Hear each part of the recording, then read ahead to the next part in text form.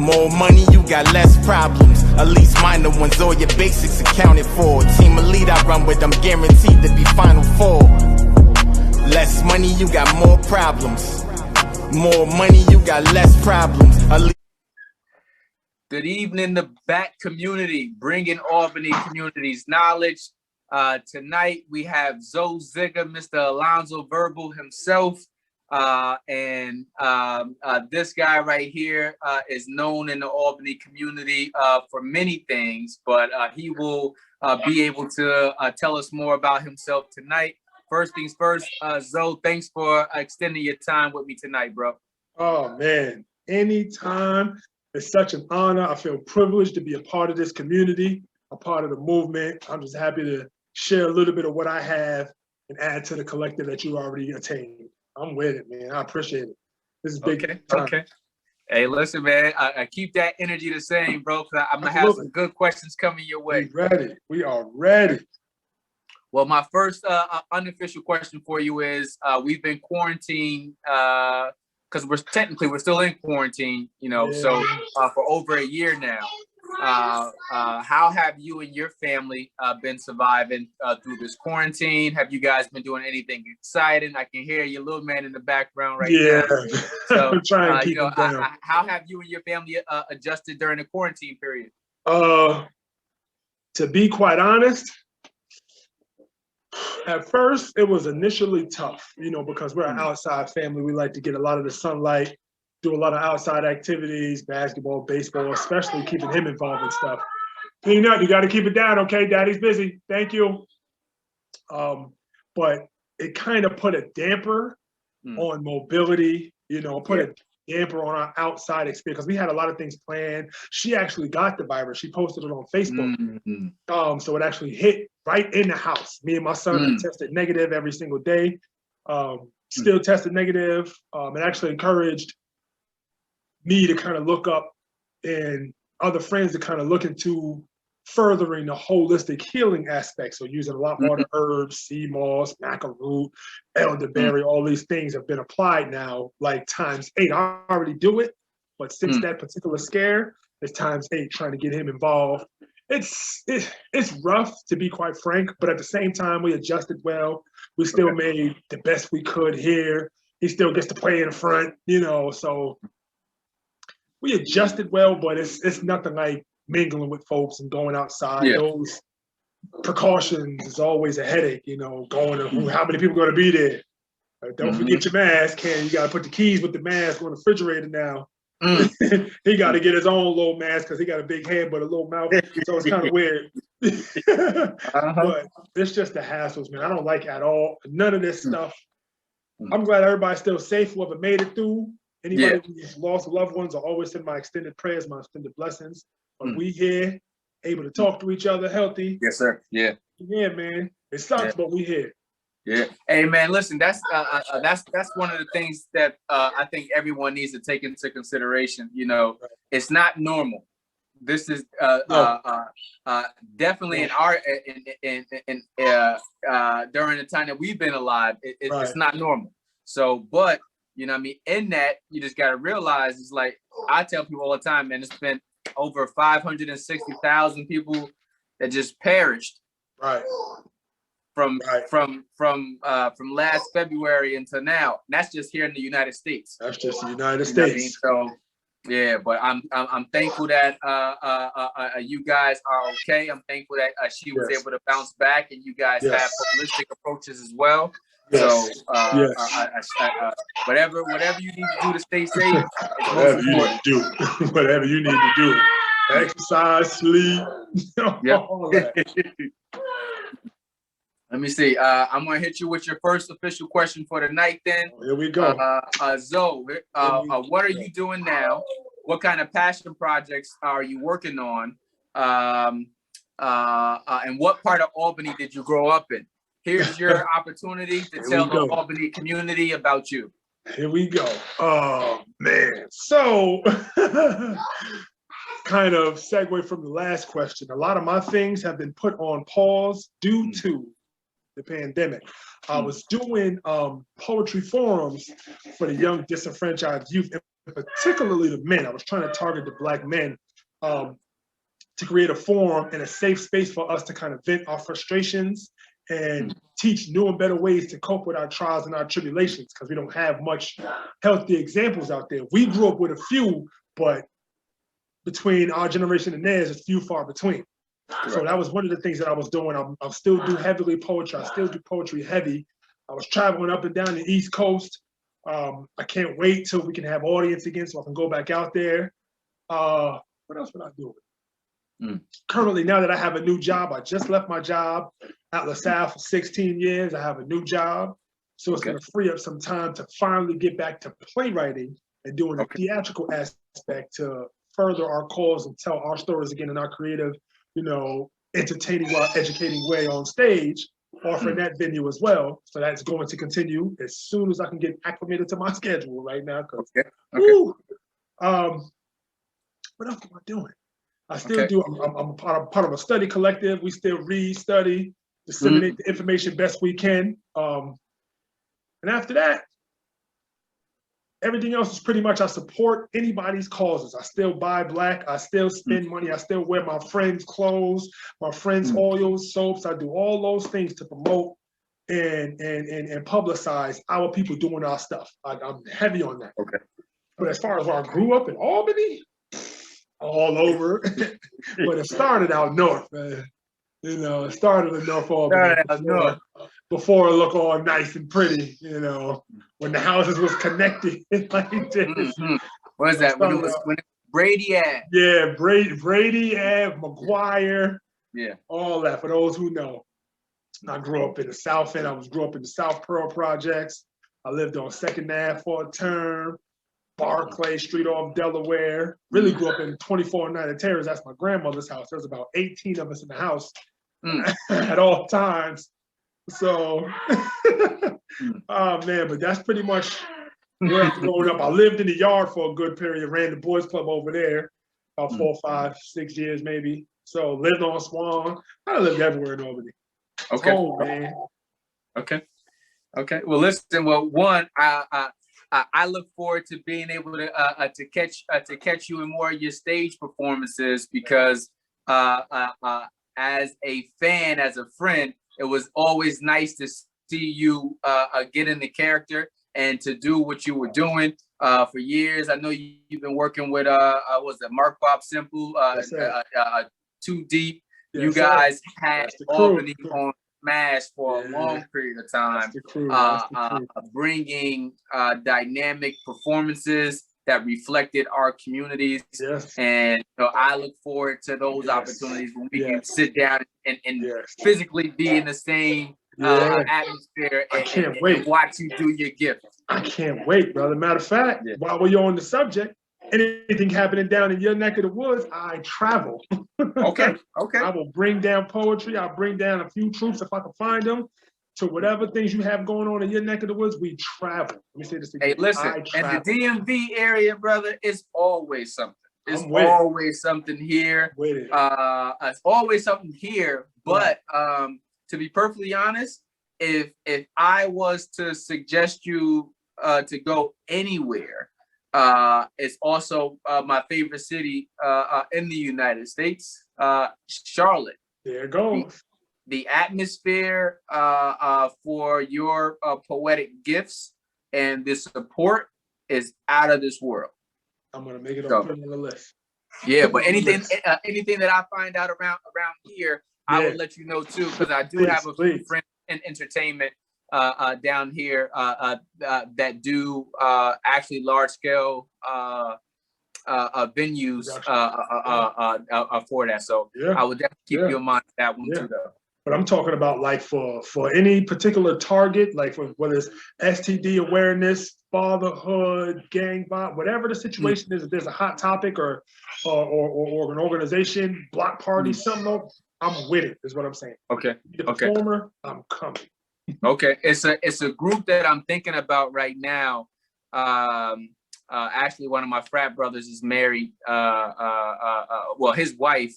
She has an entertainment group called Bryceland Entertainment, where she works with a lot of artists, Eric Roberson, Mumu Fresh.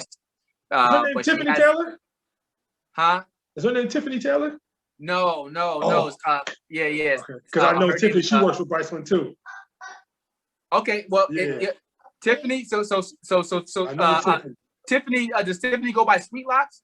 Yes. Yeah. I mean, we went to school together. Okay. So the person who who she works with, who is behind Bryce Lynn and behind Crusher Craft. Yeah. That's Anshia Crooms. Small world. Yeah.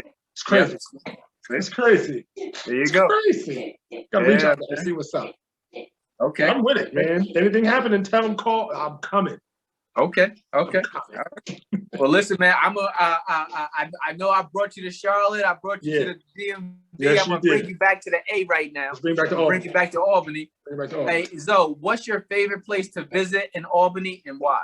Oh man, you gonna hit me with the light ones out first. Okay, cool. So I have a lot of favorite places, but the few in particular that come to mind, the first and foremost, I would have to say Lincoln Park. Nice. Right behind School 24, because there was so much fun happening there. So many childhood memories, a lot of our field days. You know, a lot of things happen. The energy is still there personally. Like I feel all my folks are still there surrounding, you know. So between that one, the tracks on South Pearl used to be one of my favorite hiding spots to play. We wasn't supposed to be back there. Yeah, we was back there eating blackberries off the tree, hopping the fence. Oh man! But I would have to say my favorite place right now, because I forgot to mention I dabble in personal training, would have to be the calisthenics park we have at Rosemont Park of Washington Ave. Okay. You can find me there anytime the sun is shining, getting it in, helping somebody else, staying physically fit, training for all sorts that's to come. You know, all sorts. Okay. You know what I'm talking about. Okay. Listen, that's another dynamic too, man. I literally I reached out to Philemon earlier today, and I was just telling him, I said, listen, I hope you don't think I forgot you, bro. I'm coming for you. I'm coming for your story too, Mr. Chess Master. You got to get him on. You got to get him on. Yeah, man. But yeah, shout out to you guys, man. Shout out to Team Guarantee Results, man. I got to shout out my peoples, because Philemon is actually the guy that changed my whole fitness narrative. Whole narrative, because he was 280 pounds doing Superman push-ups. Amazing feat. I said, this. I gotta listen to what this brother has to say, because it's amazing. Big dude pulling up, pushing up faster than the little dudes. Man, that's crazy. Crazy. Listen, that dude's mind is out of this world. Yes, it is. And Grandmaster in chess. Yeah. Grandmaster in chess. Listen, I don't want no parts of that chess game. He said no parts. No parts. No parts. Yeah. It'll be over fast. I seen him go to work. I remember when he was first probably when he first started getting acclimated to playing chess like that. We have another mutual friend. But yeah, shout out to Philemon for that one, man. What do you say? Team guaranteed success. Team guaranteed results. Team guaranteed results. Shout out to y'all for that. Okay. That's the name of the squad. Okay. If you were to think of your younger self, Zoe, thinking of your younger self, what is something you wish someone would have taught the younger Alonzo Verbal? This is kind of tough, because unfortunately in Albany, a lot of us had rough childhoods.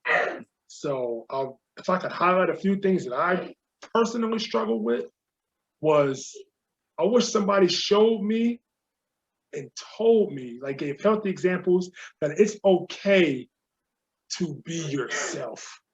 You know, I was big on following, big on the need and trying to be accepted and made fun of a lot for a lot of different reasons, all sorts of stuff, bullied, all sorts of stuff. And I always wanted to be somebody else, thinking that was going to help me avoid them particular encounters. You know what I'm saying? Like I thought that if I was accepted, if the pack liked me, you know, if the norm, you know, if all the folks was to be like, oh, Zoe's here, he's cool, I wouldn't have to go through such struggles and turmoil. So those things I wish, that's one thing I wished I could have learned as a young guy growing up. Those were some hard lessons, man. Also, to be quite honest, I wish I could have been, I guess, further educated on some of our personal struggles, you know, seeing some of the happenings in the hood, from drugs to, you know, people selling, things of that nature. Like, I wish I would have had a little more know-how, you know, or background or rules to this, you know, some survival tactics. You had to learn a lot of that stuff on your own through experience, trial and error. I never smoke or drink or anything like that, but you see a whole lot of our friends suffer through these things at young ages, you know. A lot of our people, shouts to Jock Harvey, by the way, a lot of our people, shouts to him. I hope he sees this one day. I still remember you, bro. It's just like, it's so much that we could have had, we could have cultivated. Also, creativity. Stay creative, Zoe. I wish I could have stuck with certain things like science versus drop these things at an early age, thinking about something else. So, like, man, I got a laundry list of those things, but I'm gonna stick with those three for the sake of the argument, for the sake of the interview. But I'm going on that, you know. I missed a lot. I missed a lot. Okay. Yeah. Hey, listen, man. I don't think that I don't think that the three that you chose was something that was only limited to you too. I think identifying who we are as people, I think it's a struggle that men have, that women have, that adults have, that kids have. And kind of like, until sometimes we got to go through enough experiences to realize that that's not working for me, or I like this and I don't like that, to figure out who we are. Because for a lot of us, we were creating what kind of image we wanted to be, and we didn't have that example. It's like, I always tell people, I tell my wife this too. I was like, you know, as a young man, I was always taught that, you know, you gotta have like you know, I went after the ladies. Period. There's no better way of saying it, but it was just like, you know, that's what you were taught. It was like the more you can get that, the more of a man you was. But pretty much in my heart of hearts, I always knew that, you know, there was more to me, but I was scared to be vulnerable to display that. So it was just kind of like, nah, I ain't going with that love route. Get that. I'm gonna be hard as a mother. That's another thing. That vulnerability and expressing our emotions. We don't get to do that at all. I wish that would have been practiced, because, you know, dealing with heartache, dealing with loss, there's nobody that's really there to kind of coach you through that, you know, and teach you what to expect if you lose a loved one. You know, you see somebody, one of your loved ones pass on, you know, somebody hurt your feelings real bad, you don't know how to recover. You know, a lot of us don't make it back from them situations. I wish I would have had a little bit more culture. Like, vulnerability is huge, what you said, man, that's huge. Huge. Yeah, and it's not just limited to relationships. It's in every relationship. Friendships. It's in parent-child relationships, siblings relationships, friends relationships, business and it's kind of like, relationships. You know what I mean? Learning how to realize that it takes nothing away from us by us displaying. It's actually, you know, let me finish the statement. The rapper Common had, and he took it from out of the Bible, but he said, you know, admitting when I'm weak is when I'm really being strong. And it's actually written biblically as well. So it's kind of like, we think that that's being weak, but it's not. Admitting where, you know what I mean? You know, I got room to improve. You know what I mean? This is what I did wrong. This is how I learned. You know what I mean? The more we tell our stories, the more we'll produce healthier people that realize you're going to make some mistakes. You're going to get some stuff right. Get up, keep going. I agree. Yeah, man. Tough. Let me see. Tough stuff. I got a question for you.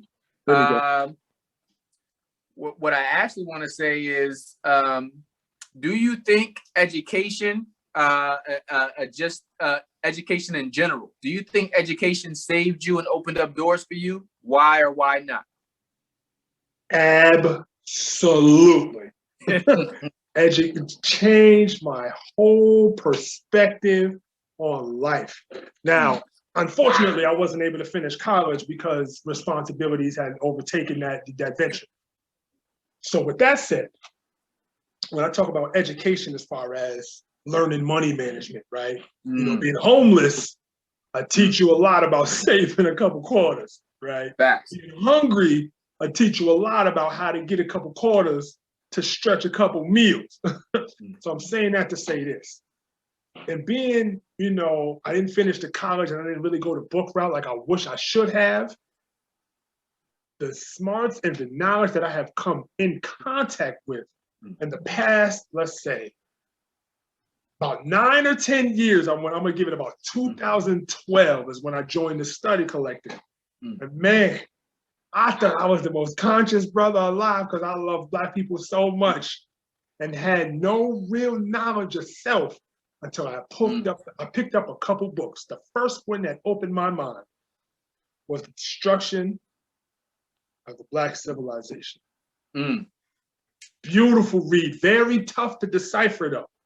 So I said, what is happening here? There's so much of our history, of our culture, of our African heritage, of our practices, of our spirituality that's just disappeared and vanished by the wayside.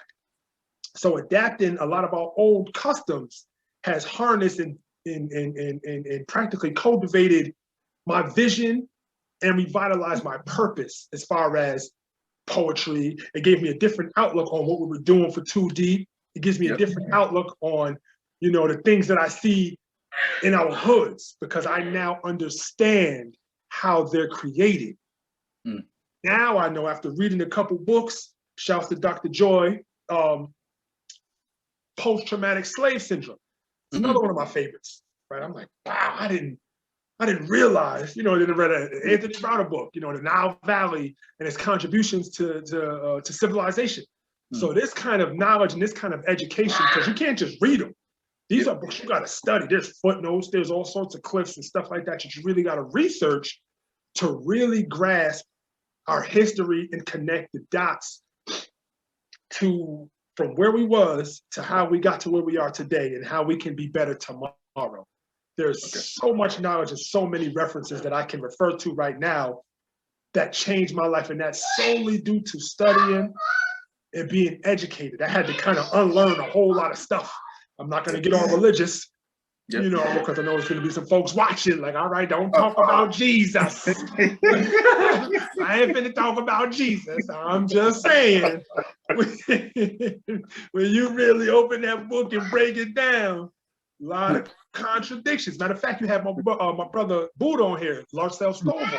That's right. We used to have a lot of debates about that, but at the same time, we've come to an understanding because again, he studied outside of the book to understand what connects the book as far as the Afrocentric references that could connect from where we was at to what was stolen to create what we now have today. You know, so education gave me a vast outlook and an exclusive perception on our state of being, and almost gave some suggestions to how we could get better. Because I've seen healthy practices. It's like, oh man, certain scholars, Dr. John Hiram Clark, Dr. Ben, Dr. Kaba Kamene, Dr. Umar, you know, Shahrazad Ali, that's my great auntie right there. It's so many scholars today breaking down a lot of the knowledge from, you know, Marcus Garvey and Edgar Evers and the Carlos Cooks and all these big names that really was about the people and our union and furthering and creating a better tomorrow and a better community and a better today for us. They had the blueprint. Dr. Amos Wilson wrote the blueprint for Black Power. I studied like one of those chapters. It so has like this big, it's like 700 pages. What was this guy thinking about? You feel what I'm saying? So diving into those type of things have changed me completely. From diet, from what I see on TV, from what I watch, from what I feed to my son, you know what I'm saying? Like imagery, the music I listen to, I look at everything so different. Okay. Everything. Okay. Yeah, and listen, and that is what good education will do. Period. And like I said, man, you can get you can become educated from almost anything as long as you got an open mind, open heart, and open ear. Well, two open ears. You know what I mean? And listen, man, it's amazing that I always say this, that we have access to so much more knowledge, but it seems like we always end up taking the shortcut or the short route. Let me find the first answer that I can find on a particular subject and let me just run with it. I'm not going to do no deep dive. I'm not going to, you know, go a little bit further. And, you know what I mean? If you take a deep dive, one, it'll help you to make the correlations between history and what you're studying and yourself. It'll teach you about introspection. And it'll also teach you that there's a lot more similarities in history, in religious stances as well. You know what I mean? But it's just like, you got to step outside of the comfort zone. You got to go, you got to do more than just your 1-2 Google search. I agree. You know what I mean? Say, you know what, let me take a deep dive. Yep, I agree. Can't just be a YouTube scholar. But the biggest thing about what you just said, the biggest thing about what you just said is the guidance. That's what we don't have. Because it's one thing to have, of course, you know, what's this? The age of information. That's what they call this particular generation, right? Okay, it's one thing to know that information is out there, but where do you start? What particular part of information would you think is going to grasp to your pique your interest? You feel what I'm saying? There's so much out there, but there's no guidance as to navigate or help, you know, point you in the right direction. We don't have that. So folks are not going to jump to this because I still got to eat at the end of the day. So of course I got to take these shortcuts because not only do I have to eat, I got kids to feed. I look like I can't worry about what's happening on TV or worrying about sister Bertha down the street. We don't have that kind of community sense no more because I have to eat, and our bare essentials are always under attack. That's why we take a lot of shortcuts. We've been shortchanged our whole life. That's all we know is getting over, unfortunately. Like I said, I can go in because of the knowledge now that I've been presented with. So now there's a reason behind that. Dang. You know?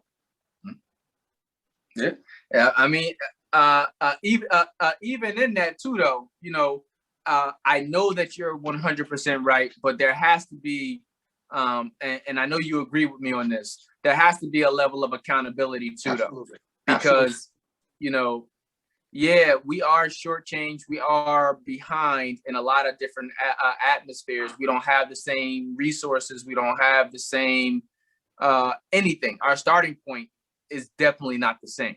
Definitely. You know what I mean? Where years behind and was given nothing. So the starting point is not the same. You know what I mean? But even in that, it's just like, okay, we've always been taught since we were younger, you know, we got to work 2-3 times harder than anybody else.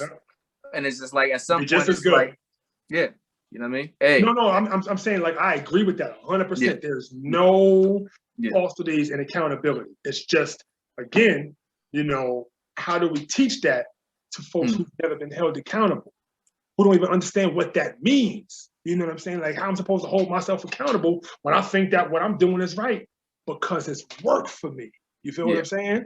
So I agree with you, but that's where it's kind of the gray line, you know, the gray area, sticky situation. Fine, you know. So you're not wrong. It's just how do we, like, for instance, how can we get the folks that's out there shooting and killing to realize that what they're doing ain't right? It got them what they needed. It got them their said results. They're just gonna up and stop. Crackheads just up and stop smoking crack because they ain't supposed to, because they stole from their mother and, you know, wasted all the child's insurance and college fund. They don't care about none of that. They can't despise 12-step programs. Some people can snap back. Some people can quit tomorrow. But there's 12-step programs for a reason. Correct. Yeah. And you know, a large part of it is, you know, like I said, not taking the shortcuts. Like you said, it's a 12-step process for a reason. Look, that's it. For a reason. They ain't make that up. Let me see, man.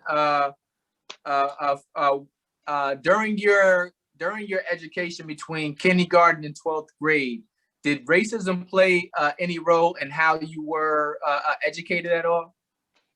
Yes, I almost got. Yes, go ahead, you can say it. Oh, because man, hell yes. And that's another thing I wish I was really educated on was racism in its entirety. That took me about 32 years to come to grips with that. You feel what I'm saying? Experiencing, we went to the same school 24. Yep. The kindergarten teacher, I just have a few faint memories. But Miss Vanderwalker was racist as hell. She was so condescending to the kids. She still kept that ruler just in case. Oh, yes, she did. She was crazy. Like, thinking about it now, like, how did she get away with teaching for what, 30 years, 40 years? I'm just thinking about the lives that she damaged. You ain't gonna be nothing. You're just gonna be a good worker. Just go up and get a good job. Take care of your community. She used to say that kind of thing to 5-year-olds and stunt the creativity and the growth. I've been exposed to, unfortunately, police questioning, young ones getting on the bus 6, 7 years old. Where you going? Why your father ain't? You know what I'm saying? All kind of mistreatment. So not knowing how to navigate that has shaped me. Like I said, I thought I was the most pro-Black person ever because I had such a love for my people. Like my grandfather was always that one. See the Black quarterback on football. You root for him. I don't care who you think you like. You root for the Black guy, the Black track star, the Black volleyball player, the Black swimmer. Whoever Black, we want them to, the Black engineer. Look at all these Black inventions. I didn't know we did all this. We did the telephone and the internet, the stoplight, the guitar, the mop. What else we got? The doorknob. What else we got? What else we got? The actual light. What? I didn't know we did all that. Look at all that stuff that Black people did and root for them. Okay, if Black people's on the news, they innocent. Okay. The system prove they guilty, they got to suffer. But until we say they innocent, they got to do their time. And I took hold of that. Like, we would watch the news, see something crazy on TV. He'd be like, damn, I wish, somebody just get to our people. Yeah. What you mean, Grandpa? I just had a roof for him. Yeah, but he robbed the store. We can't have us robbing stores. Yeah. True. So he'd be like, I wish somebody could teach him. Grandfather was a hard man, but those kind of lessons have shaped my outlook on Black folk. I just wish I was more educated on the vast systematic approach to it. Now, after 12th grade, I understand the school to prison pipeline and how we were really shortchanged in Albany High School. As much as they offered us, they really, really dropped the ball on a lot of things. Tax preparation, home ownership, business, entrepreneur. We didn't get none of those things that are offered in private schools. White folk don't take advantage of it because they already got the spoon, the silver spoon. We don't get none of those opportunities. We don't get none of those build your own wealth opportunity classes. We don't get none of those things.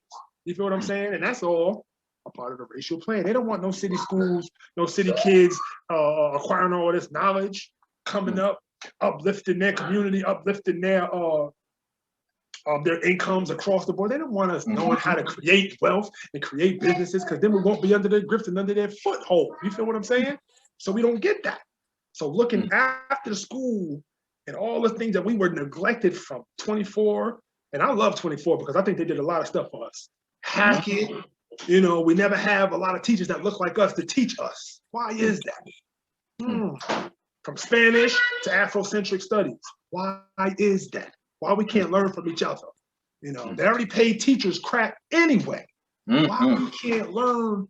Speak on that. Yeah, they already paid teachers. They need to get $100,000 a year. I agree. For building the futures that they build every single year. $100,000 at the very least. They need to get paid doctor, lawyer salaries because of the work that they do in the classroom. I agree. The fact that we don't even get them opportunities. I had to wait till my man Trizan Moore, my brother Trizan Moore, was teaching at Morgan State. I used to help him teach course 1. I'm like, hey, we gotta wait to get to college. We can't get this all the way out. Who we had one teacher, I think her name was Miss Rose, 4th grade. Then we had Miss Hafe. Like, we wouldn't get to learn from us, let alone go to an Afrocentric school We up saying the pledge allegiance. Racist as hell. That's racist. Racist indoctrination. We don't need to be reciting those things penned by a slave owner. That came out 1898. Talk about with liberty and justice for all. Who was they talking about? 1898. They wasn't talking about us. Not with Jim Crow live in the face. They wouldn't. That wasn't for us. Why we gotta say it at every gathering? Why we gotta stand for the national anthem at every daggone ceremony? That was written by a slave owner. I'm talking about in school, 4th, 5th, 6th, 7th, 8th, 9th. Every basketball, volleyball game. Why we gotta acknowledge this racist stuff that's meant to demean us? And we don't even know. We didn't even know. So we just saying it. Pledge allegiance to the flag, like robots. Oh man, I hate that kind of thing now. Now that I see what I see outside of school, mine is not going through that. You feel what I'm saying? So that's one of the disadvantages for us, but advantages for our kids and those that we come into encounter with after. And it's kind of like, you know, I tell almost anybody this same thing. Our parents, for the most part, did the best job with what they had. I agree. Right? 100%. Right. So I mean, 100%. Once again, that's not speaking for the entirety, because of course there's always an anomaly. Some people just didn't do anything. You're right. But for the most part, our parents did the best with what they had. Here's where I'm going with it though. It's like, imagine if finances, like imagine if our community's finances, the families in our communities were intact, where everybody wasn't robbing Peter to pay Paul. We weren't over here trying to do hustle and bustles or whatever. Imagine if we were intact, and now you can have room to have conversations on balancing a checkbook, paying your bills on time, keeping your credit intact. And it's like those conversations are what we really missed out on, because a lot of times our families weren't equipped for them, and we're dealing with life as it happens in real time. It's like, well, I can't be worried about this right now. I got to worry about how I'm going to eat, how I'm going to feed these kids. End of the day, that never goes away, especially for us. And see, the difference is like this. On top of what you was just saying, and I'm speaking solely to the melanin folks, 73% of us grew up in single-family homes, single-parent homes. 73%. This stat was in 2014, so it's probably going up since then. Right? 73, that's 3/4 of our babies and our families are being raised by single parents. Now, we both know they got to live at work. So they don't have time to go to the PTAs and go to all the games and get you in AAU. They don't have this kind of time because we have to survive. Damn. And we already know about the welfare child care system. We already know how that money operates. Can't have no man in the house, can't make over a certain notch of money to receive this government pardon, so to speak, you know, this napkin and a couple table scraps for you to feed your 4 kids. If I told you to have 4 kids, that's how they treat them. Our projects, that's how they treat our families.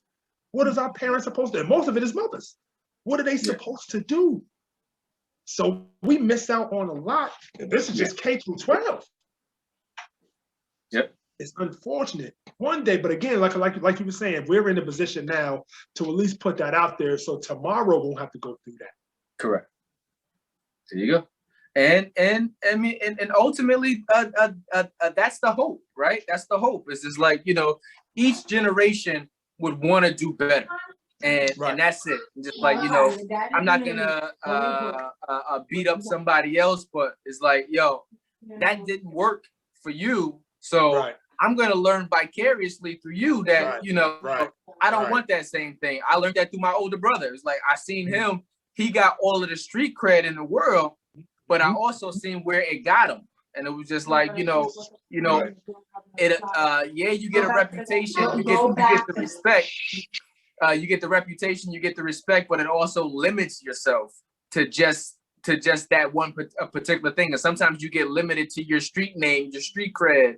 And it's just like, nah, you know what? I seen enough people go to jail. I seen enough people die early. You know what I mean? Starting with the first person I seen get and he didn't even get killed. He died. He died from something else, and that was Raheem Nixon. Oh, So man. you know what I mean. And I remember just like going through that experience, man. And it was like, you know, we end up, like I said, we end up having all of these experiences and learning through somebody else's experience of what we want. And I learned from that experience that I didn't want to stay in the streets. So I dipped and dabbed in the streets, but I also realized that, you know, I wanted something greater than just this. I didn't want to just end up on a t-shirt. I didn't just want to be limited to 4 blocks. And it takes a whole shift, a mindset shift to get out of there. Right. That's tough, man. We definitely going to have to speak on him again because, whew. Tough.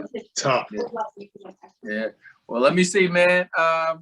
Your next question is, sadly, Albany has seen more and more violence, and our communities has experienced a lot of loss. Definitely for last year, 2018. I think those two were probably the worst statistically that I know of in Albany's history. But what changes would you like to see for the city of Albany? What is your hope for the city, Zoe? This one is tough because I got to kind of connect first. You know, since you done brought up both of our good friends, I got to kind of reference this story because how I found out about Raheem Nixon. You know, I was working at the Boys Club, giving back the way we give back. Good friend of mine, one of my best friends, you know, by the name of Tyrell Hughes, came up, you know, and he told me, it was on the court, had my team, they was playing, they was winning. I said, yo, Raheem died. What you mean? Get out of here. What are you talking about? I was just down at Green Street playing with him 4 days prior to hearing this. I was looking for Reynolds, Gary, went down to Green Street just to hoop. It was just him out there. We chilled for like 3-4 hours. Played all day. He was wheezy crazy, running, hustling. Like, I just seen him. What are you talking about? Get out of here. I said, yo, he died, man. And I was stuck because I didn't really process that until I got to my grandmother's house. And I was like, yo, what is he talking about? Like, all day I thought about it. I couldn't really interact with the kids because it was on the forefront of my mind. And I'm thinking to myself, I said, yo, Tyrell he seemed wild, cool, calm, and collective about this. Like, he ain't just say what he just said.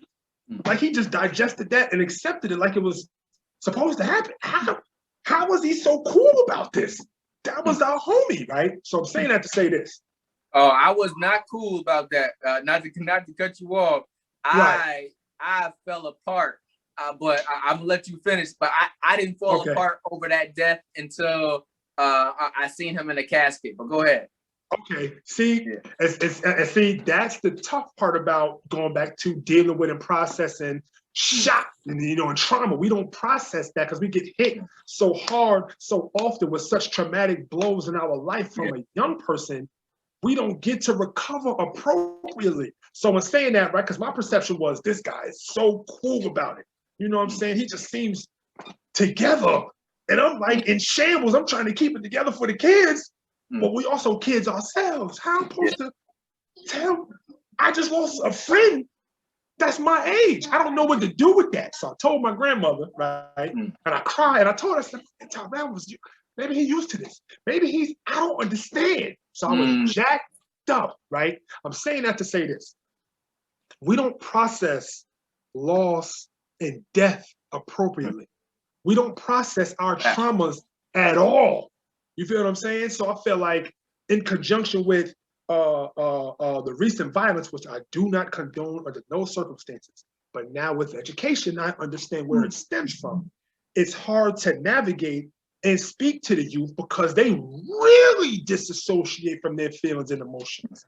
They really detach themselves because it helps them survive in the streets. So killing and dying is nothing. I would like to see a lot more therapy happen, a lot more therapeutic intervention ensue for us as Black men in particularly to offer alternative behaviors when we feel some type of way. Damn that. I want us to be able to express that we feel some type of way and create safe spaces to be like, yo, this hurt me. I don't know how to deal. You know, hopefully be surrounded by folks who can offer, you know, console or whatever the case, helping hands, references, whatever resources may be necessary for the particular situation. I'm saying that because, you know, you just said that it broke you up, it tore you up, and I couldn't tell, right? And that's how it looks amongst the conglomerate, amongst our diaspora. We're just so insensitized to loss these days, especially when we kill each other. It's like, what are we doing? And we're taught, and it's, and yo, Zoe, I think that you just hit it though. Like, so, and it's not even that we're taught so much to be, some of us are taught to behave that way. Like, it's kind of like the difference between raising a young boy and raising a young girl, right? We tell our young boys not to cry. We tell our young boys, you know, to toughen up, X, Y, and Z. But at the end of the day, there's I want to say there has to be a certain balance in there, right? And I see that I see that in how I try to raise my kids, right? And it's just like, yo, no, I want them to be vulnerable enough. I want you to open up enough, but I also want you to realize, you know, I don't want you to be so soft. You know what I mean? Because this world is gonna look at you in a different way. Period. Chew you up you and know, spit for you me, out. listen, like I said earlier, how I processed Raheem's death was, you know, it wasn't until I seen him in the casket that I realized how badly I was affected by it. And all I could do from that moment, seeing him, until I got home, was cry. No lie, I got home, and I remember like it was yesterday. I was living on Judson, and my older brother, Georgie, was supposed to take me school shopping. So I had saved up my money from working at the Boys and Girls Club. That day we were supposed to go school shopping. And we came back from the funeral, and I just couldn't do nothing. I stayed in a room, and I just kept crying. And nobody could get me to stop crying. My mom came in, and she consoled me. My mom probably held me for about a good 30, it probably felt like 30, 45 minutes. It might have been shorter, but that's what it felt like to me, because it felt like I couldn't stop crying. And all she could do was, she didn't try to offer up a bunch of words. She just held me, and it helped. You know what I mean? We didn't really process or talk further on the situation, but she held me, you know what I mean, until the point that I was able to calm down. Because once I get to that point of crying, I'm like almost inconsolable. Just like, you know what I mean? Just gotta let it get out. That's okay. This has gotta come out. But learning how to process that, I think you were spot on. It's like right now we live in a generation, or the generation now, they don't have they're so detached and just like, okay, well, you know, I'm not thinking about how I'm hurting my family. I'm not thinking about whose family I'm hurting. I'm thinking about street cred. I'm thinking about street cred, and I'm thinking about street cred. That's it. And the couple dollars that it come with. That's it. So, see, you want to know what that's crazy is because, like, the fact that you just said it, even now, educational, offers a different perspective. You know, I wonder what that conversation would have been like had we been able to have that. What was we, 15? You know what I'm saying? Yeah. I'm like, I wonder what that would have been able to. I wonder what would have came from that if we had that conversation amongst all our people, from Rock to rest in peace to Leroy. You know what I'm saying? Cancer, rest in peace was another one that shook me up because I went to the house on First Street when it happened. I saw it on the news like 6 o'clock, August of 2000. I'm never gonna forget it. I was on my grandmother's bed. I saw it on the news. I said, I got to go because I got to see what's gonna happen. Mother was pissed, crying, blood on her shirt. I was like, oh my God. And everybody's mad, but the world keeps spinning. And 2-3 days later, it was like it never happened. Yo, what are we doing what is happening? If nothing gets addressed, it's gonna be like a problem doesn't exist. Therefore, it's gonna be no reason to change any type of behavior. We don't have any alternatives to replace it, though. That's a bigger problem than anything. We don't have nothing else, because if we're gonna take something away, right? We're gonna take away the shooting. We got to put back something that's just as how do I put this? That's just as profitable, so to speak. You're gonna get the same benefits from trade school or something. I don't know. I'm just putting out something out there. You know, same benefits from therapy. Damn that. The same benefits from fighting. We grew up fighting, fist fight. We take it right to your mother's house. I got a beef, Miss Johnson. We got to see Chris. Yep. You got to see him. She know what it is. We come out, we handle our business. 2-3 days later, we're going to play ball. But everybody gets to go home and he's alive. You feel what I'm saying? I don't know what else to do because it's ugly out there. It's really ugly. So besides therapy and almost a complete overhaul of everybody like they did, with the jungle junkies, you know what I'm saying? A lot of our homies got snatched up off Orange Street. The feds came and got them quick. I'm not suggesting that. I'm simply saying I would like to see a lot more therapeutic intervention happen before that happens. And we have to be more open to it. Here's the thing, right?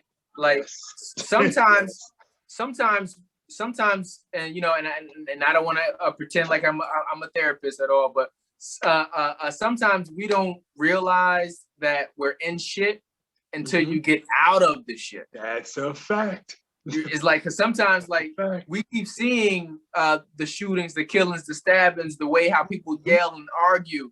It's not until you start to see that there's other people and other places that are handling it differently, right? And that's a never-ending process. Like when I met my wife and my wife's family, you know what I mean, how they handled a conflict was totally different than what I was used to seeing how conflict is handled. I fought every last one of my brothers. I fought my sisters. We got into it with every last person, and it's just like, there's other families that handle things totally different. And that was one of the things that I learned, throughout my relationship here, was just that, everybody doesn't handle or process things differently. So the more we start to see other people handling things differently and still coming out successful with it, the more other people will be open to trying it. And it's just like, you got to realize that, shooting somebody or taking somebody's life is not getting you the effect that you want. And that's even for the toughest of people. I got close friends in mind that's doing 52 years. See what I'm saying? 25. See what I'm saying? Years. See what I'm saying? So like, it ain't, Well, on top of that, because I think that's kind of dope that you learn new things and new ways to cope with conflict by seeing other Black folk. We all ain't the same, but we are the same in a sense. So I'm saying that to say this. We tend to, and of course this is environmentally influenced, this is our, I'm gonna call them setting conditions, right? We tend to normalize that kind of behavior.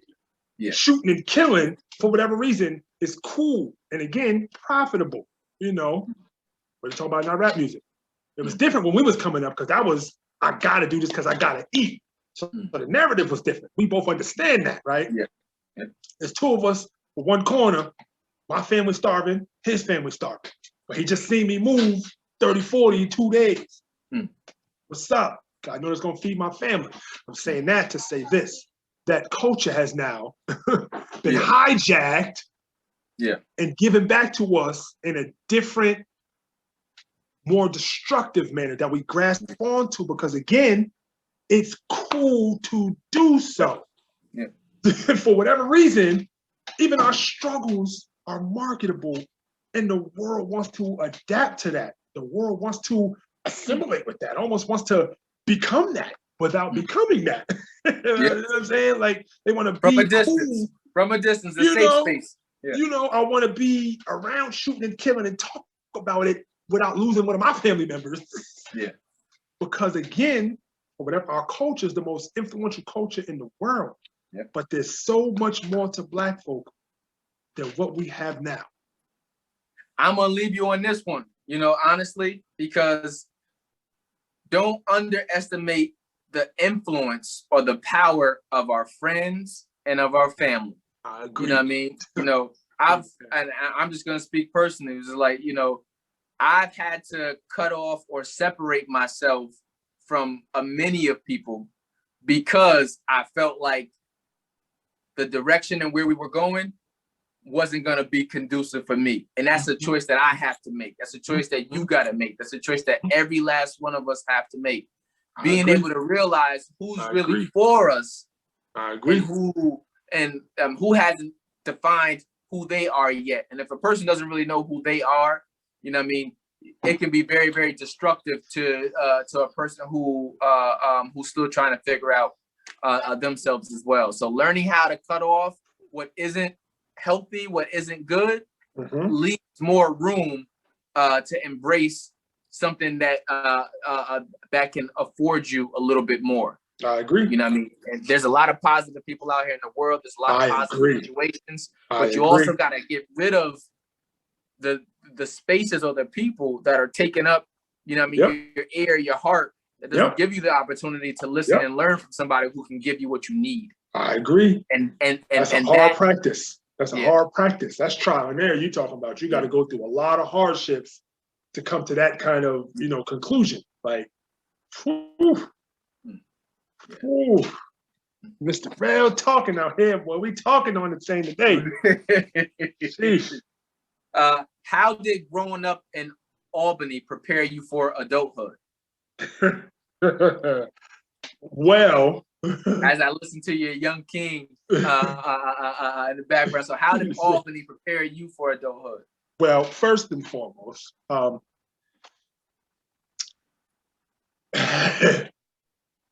didn't have a father, right? I was dead.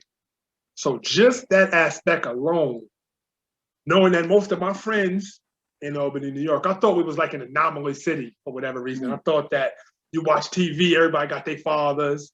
You see Reading Rainbow, a kid is reading show and tell with his father, that kind of thing. It's like, man, what is it about Albany that the fathers don't want to father our kid? What's up? Are we that bad? You know, so that aspect alone, first and foremost, knowing that it's not just Albany. I can't blame or shun or disrespect Albany. I had to learn that. I thought it was just our town, for whatever reason, that neglect our kids. So seeing a whole lot of us raising ourselves with our moms molded my outlook on fatherhood and parenting and managing a family.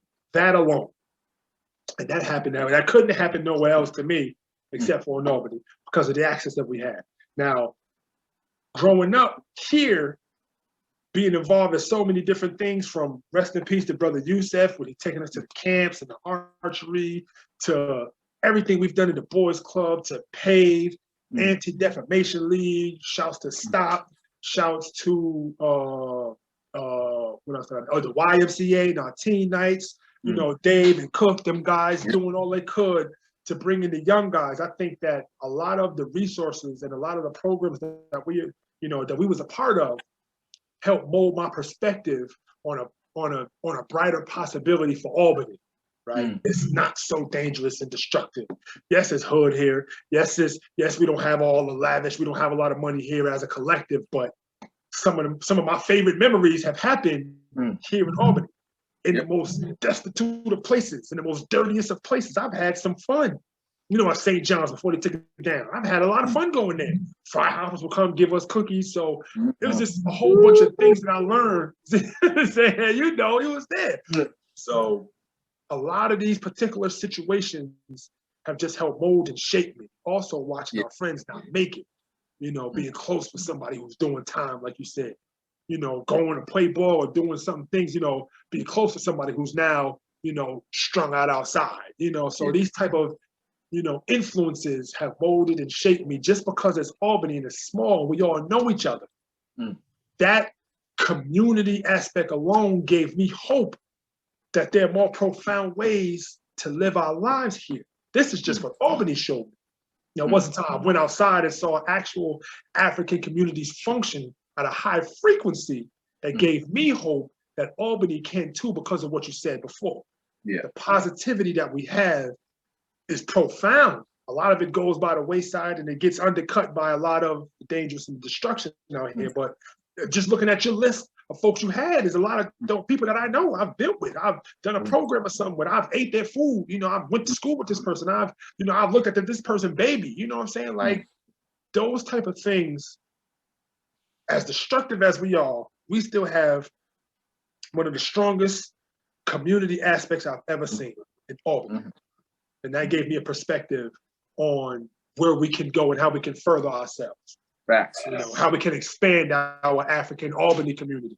You know, we've had boxing champions, we've had pro ball players come from here, we've had all sorts scientists. We have shouts to Veja, her own law firm. You feel what I'm saying? Like shouts to Naya, another lawyer. It's just we have so many things, so much profound aspects, teachings, knowledge, business mindset, so much things that we can give back that come right from us, right from each other. It's like, it's amazing, it's amazing. Having this interview right now with a dude I grew up with is amazing to me, so and it just gives me hope that Albany is better than what it is. It's one of the benefits of, like, a lot of people will shun a small city or a small place. There's a lot of benefits of living and growing up in a smaller community. One is less competition. Yep. You know what I mean? Two, the families get a chance to know each other. Like I said, I think Crystal might have said it on a past interview, Crystal Ward. She was just like, Albany is probably the sum of about a good 12 or 13 families, spread out, through there. And pretty much, it's an exaggeration, but it's something like that. We all know each other. So when devastation hits, it rocks everybody. We all and it was just like, feel it. It's like you mentioned Smurf earlier. So when that happened to Smurf, that rocked my world because, shook when up. it was earlier, six days prior to that, Twin had got killed. And I'm just feeling like I'm torn in between. I'm torn in between just a world of devastation. You know what I mean? So there's a lot of benefits of being in a small community. The negative is that when something happens and something hits us, it affects everybody. It shakes everything up. You know what I mean? So it's like, if we can get back to that nostalgic feeling of being a community, Albany can swiftly and quickly turn itself around because one, it's a smaller place, but I agree. So you know what I mean. I think that if we can get back to that community aspect, the thought that I see Zoe, I see your son, I see your family. I'm not going to try to violate that. You know what I mean? I'm going to try to go ahead and help that out. Get up out the street, son. You know what I mean? Right. We don't have that anymore. So now it's like, well, who you talking to, mister? You know what I mean? Hold on one second. I got something for you. You know what I mean? So, trying to change that narrative again will help us to create the atmosphere that Albany was for us as kids. Not to say it was always a glitz and glamour and it was great, but it was nothing in comparison to what we see now. I agree. But for me, I got to attribute that again to the programs because they really targeted us in particular. Like I'm talking about, they targeted the single parent homes who needed help with their babies, like LPP. That's a big one for me. You feel what I'm saying? PAVE, like all these programs really took in when mama was at work, had to work them extra hours. We're gonna make sure at the very least your boy lessons is gonna be good. They're gonna get a little something to eat. The museum club, all these things are now vanished. I feel like it's our fault because we let it happen, but they're gone. And these things help to contribute to the foundation of our community and keep it standing. It was firm. I know if I see you here, I know I'm gonna see this person here, I know we all gonna meet up at the new courts and have a good time because we're there. Not because we're gonna come with any beef, but because we're going on the same frequency to have fun and enjoy ourselves after working hard, after playing hard. Or we know, they just lost somebody. We're gonna come console them, go to the ball field, shots for our uncles and aunts. You know what I'm saying? Like, for whatever reason, that's not here anymore. And it's our fault. We got to. And it's not just our fault, though, Zoe. It's not that. Of course. And actually, I'm going to go on a limb and I'm going to say something that I've never said in any of my interviews thus far. I don't beat up Albany for a lot of things, but I will say that part of that blame is on the city and the administration in Albany. Of course. I'm going to say that. And it's not to just leave it solely there, but you mentioned all of the programs that we had. You know what I mean? There was a Boys and Girls Club of some sort or a community center in almost every part of the city. Uptown, downtown, the rec, out north. You know what I mean? There were boxing clubs. There was the music mobile. There were all of these different programs. So we have to not only sustain the programs, you know what I mean? Because most of the programs are always fighting and thriving for the same dollars. Right. So it ends up putting them in competition and at odds with each other to tear this person down so that I can survive for another 2 years. Right. And it's just a whack environment. And we need more resources that are allocated to sustain the programs that we need, because in the absence of the program, we're getting what happens when you take all of that stuff away. Right. There's no place to go to. There's no resources. There's no teen centers. There's no safe basketball places to go to. There's no safe. Right. This is what happens. Right. So. Now the reason why I say we have to hold ourselves accountable is because we have to claim ownership of the things that we've had. That's why I say it's our fault, because we just let them slip away. We didn't fight for things like St. John's. We didn't fight to keep the boys club open in the South End out north. We didn't fight to have the keys to Arbor Hill. You know, shouts to Decky, shouts to Flay, fighting to keep control of the new courts. You feel what I'm saying? But we didn't we fought for our YMCA tooth and nail. We was out there, man. That was a whole nother ordeal. But I'm saying we fought for that. But if more of us was to come out, we fought for the boys club. The boys club is holding on by a limb, but the people that's there now, they're trying to, you know what I'm saying, put some more life into that. But I'm saying we don't fight for our things anymore. Rest in peace to Alan West. He did what he could with Stop. A lot of profound students came from this program. I love that, brother. But I'm saying that because, and I'm not blaming anybody. I'm not pointing any fingers. I'm simply saying as a collective, it's on us now. Correct. You know, it's kind of like this. At a young age, right, our Thanksgiving and our family traditions or whatever our traditions had a certain air about them, right? Now that we're at that age, some of our mighty ancestors have made that transition. What happens to the traditions now? Who picks up the pots now to cook the Thanksgiving? Right. You feel what I'm saying? So that's why I say we have to hold ourselves accountable and claim ownership on what gave us life to give life to tomorrow. That's where we drop the ball.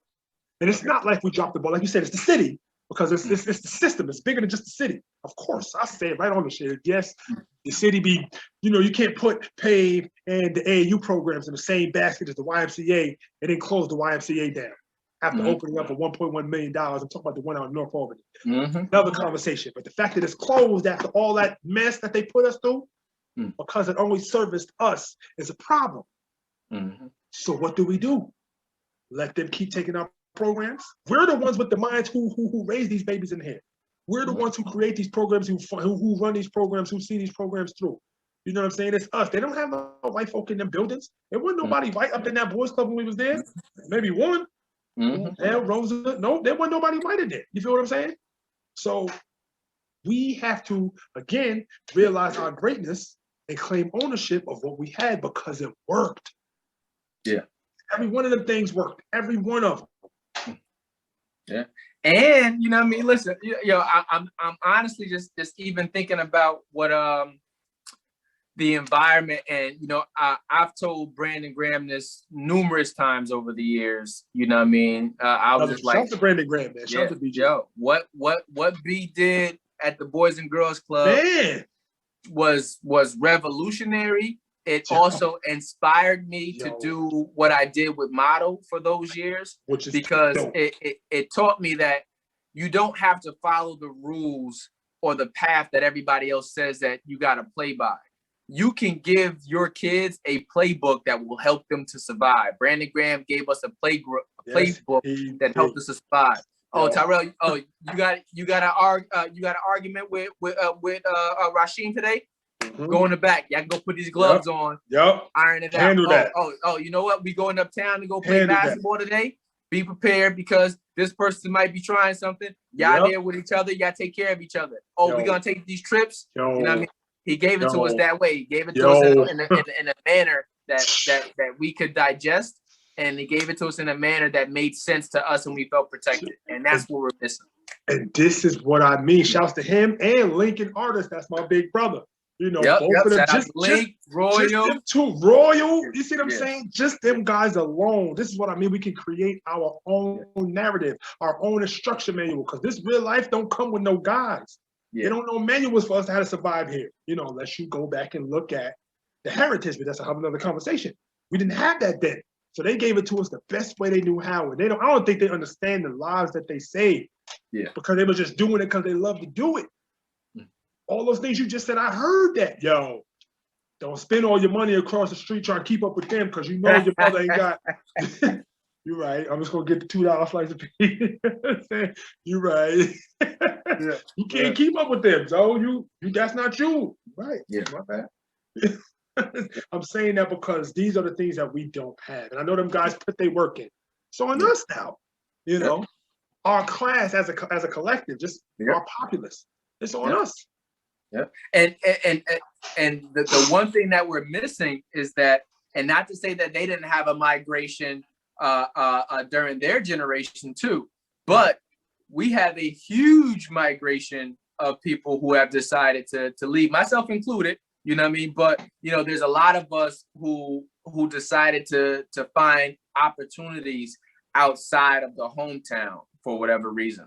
And that's something that the city has to look at too. You know what I mean? Why isn't it as attractive?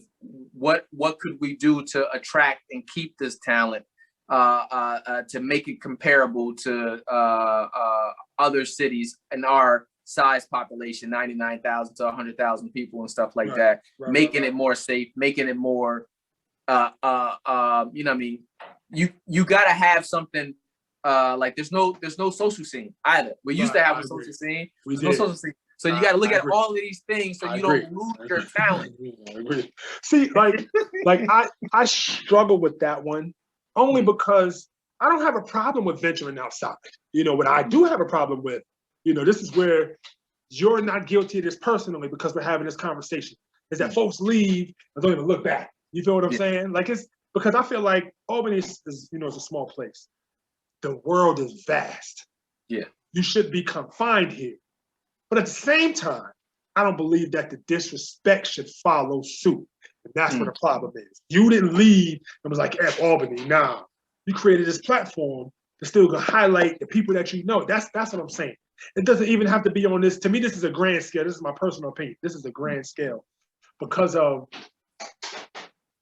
the energy that's put behind this. I'm going to highlight the people that I know personally. You know, I do like a mural on Facebook for the lost ones that we love, that we knew, because I feel like they're just as important as rest in peace to X. You feel what I'm saying? They're just as important as George Floyd, those kind of things. So I feel like we need to acknowledge ourselves too. And a lot of folks that leave be like, F Albany because it's so small and there ain't no real money there, which is the truth. It ain't nothing going for themselves. I mean, you know, we ruined some things. Like you said, our social scene, which was huge from 2000 to about 2012. Huge.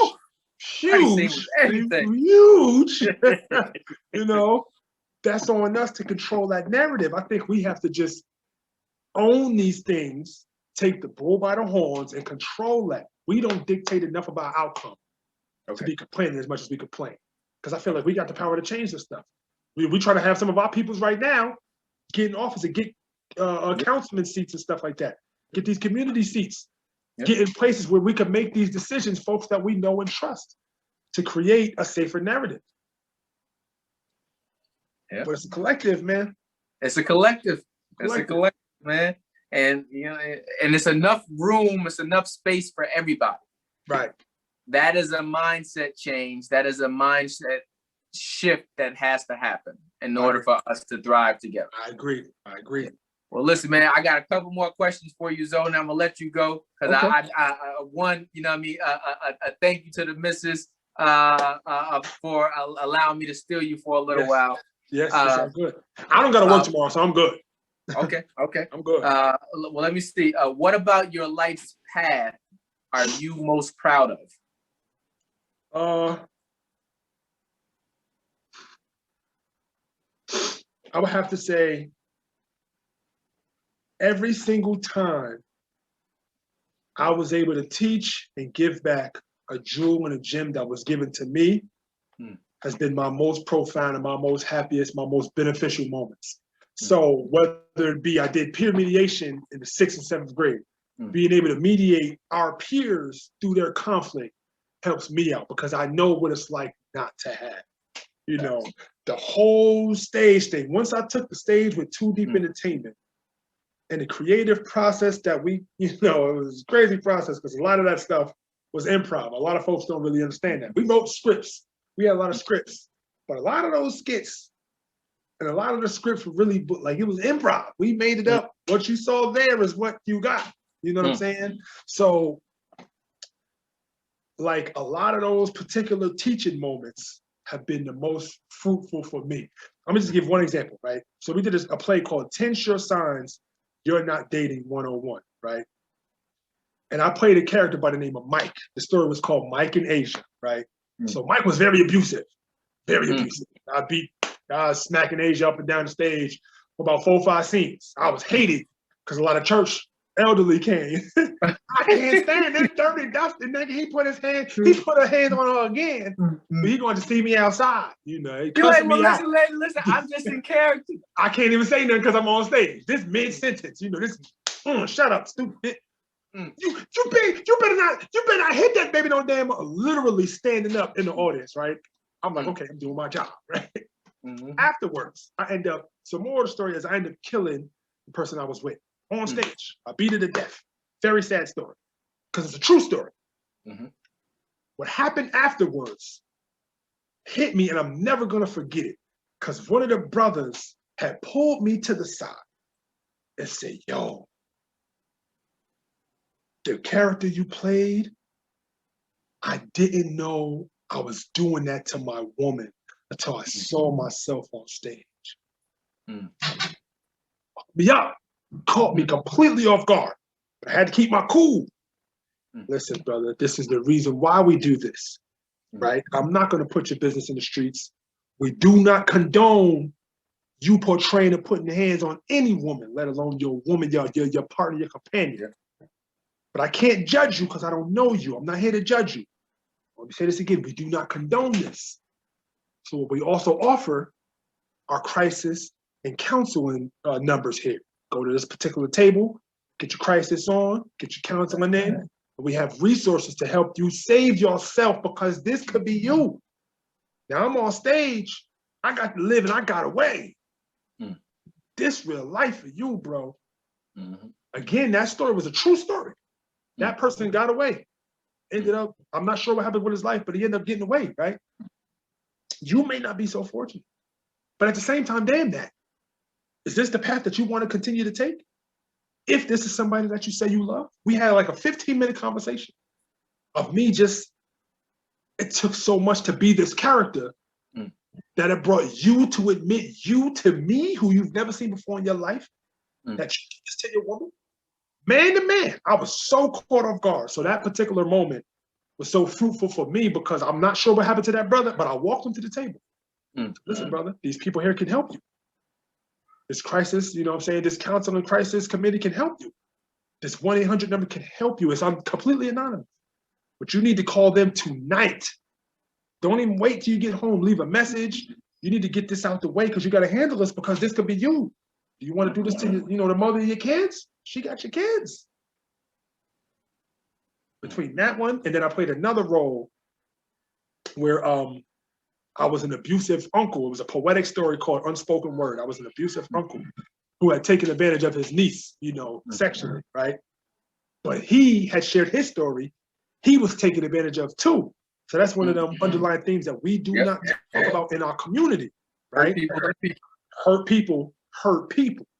But this particular practice is very destructive because of the psyche damage that it leaves. The scars it leaves on the psyche that you grow up with affect how you behave.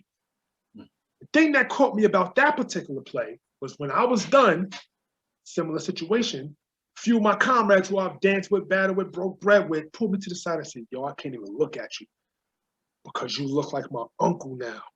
You look like my grandfather now. And I don't know how to manage. I can't process what I just seen because I had to relive that watching you. Whew.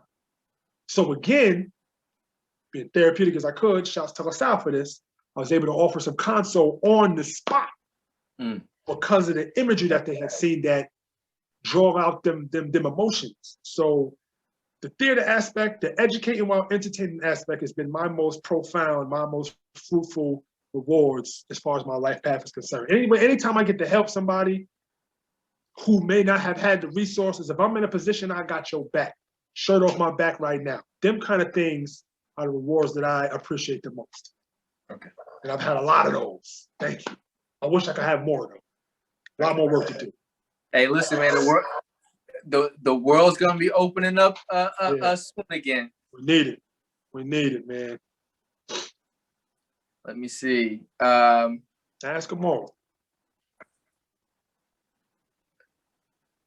Let's do this one. I got this one I love only so I got two more questions for you. Okay. Well, one and then one more.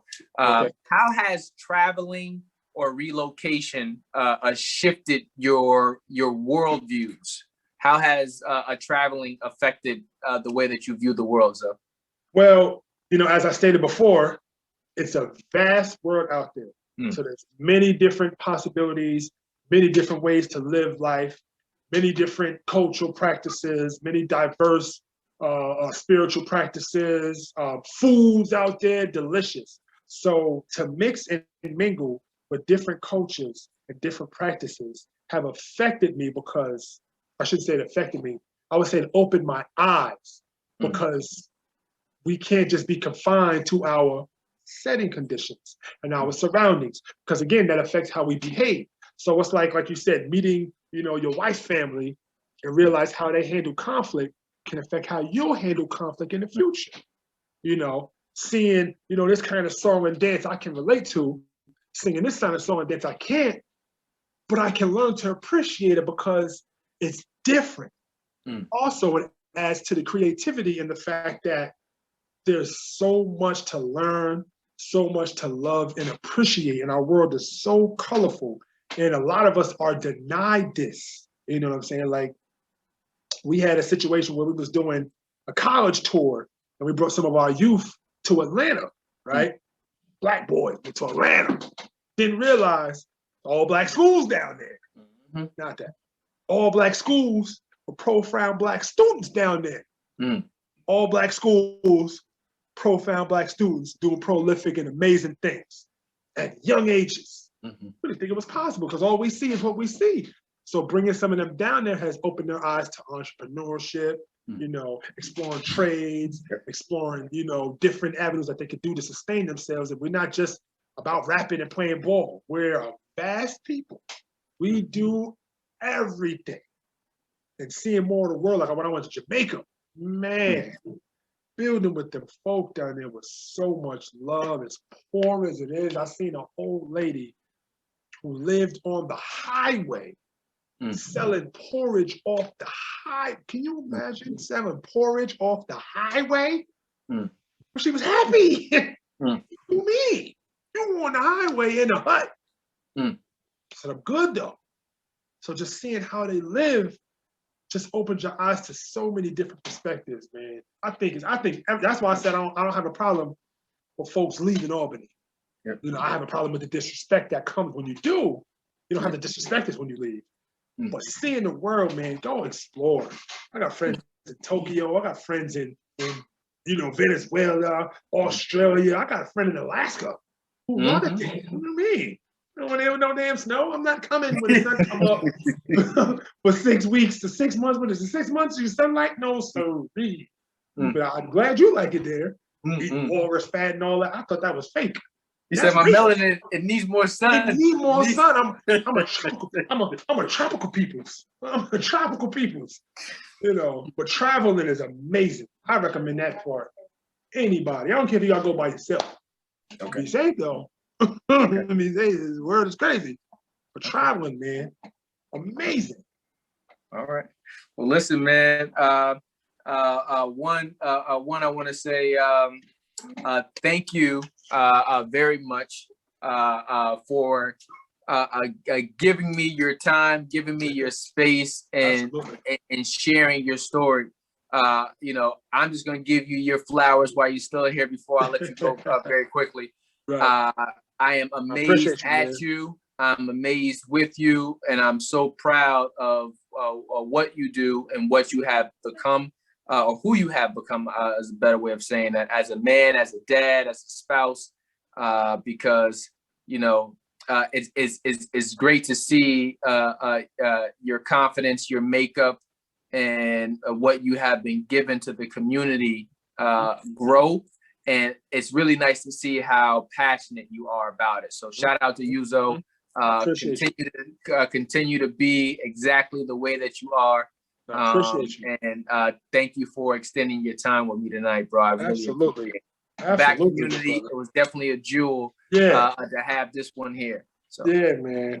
I appreciate you, man. I think this is a beautiful thing, a beautiful format that you've created for the people, especially our people. So watching you grow is amazing because, again, coming from the same place to see such profound things, I am inspired by you, good brother. So I appreciate you too. Gotta let it be known. Iron sharpens irons, bro. Absolutely. Hey, listen, man, you have yourself a good night. I'll play catch up with you later. Listen, bro, we got to do this again, man. We got to do this again. Obviously. Yes. Yes, sir. I'll play catch up with you soon, man. Yeah. Till next time, good brother. Peace, man. Peace. Yeah.